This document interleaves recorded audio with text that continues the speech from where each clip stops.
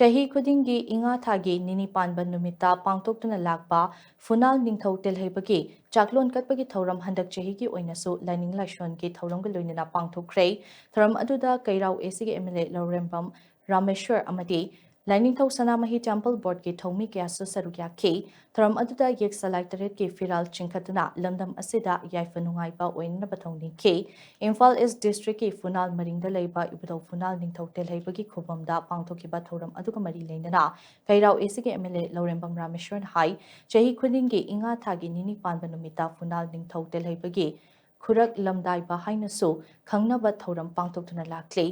Thoram asigi mapung oiba thoram oina haikat lekat tamdana fi hongbagi thoram pangthoktuna lakpani chahi asigi oina su langdum amadi uruptagi mioi anina matam kuina mamita macha uba phangkhidaba adu khubam asid laktuna thongni jaraba matung macha uba phangsaki haidna mioi ani asina handaki oina ibuthogi phi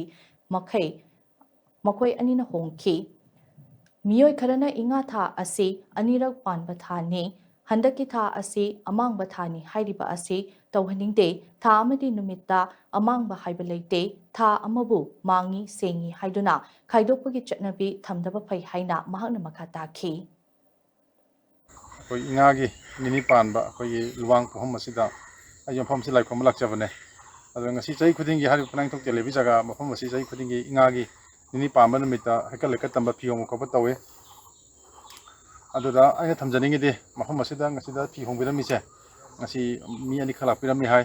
amana langdumdagi khoi nangthong mayum panba amana suruptagi makoi ni makse mafom asida koi macha ni jaga macha phangjakhiba adugi makoi ni macha phangjagi boin chai khudingi silak phi kachaba haitar adumba phini kalamise adum mayamna thamjaningi poina haijaning banai mota kanagum khana handak inga thani pangi handak thadi mangi kholi kana tongnabu yawe ado kano ai mota de adugi potuma lehenjaning de toning de amang porche lehening de hai potna thamjaning se thanu mi chamani koi hapta amung da po siba ngak tane asi wafam ji kitang Manipur miyam da ai thamjaning bane aduna asumba yam asun afaba tha inga tha sida ko mangi singai posima ai tobigano hai potna ina thamjaning se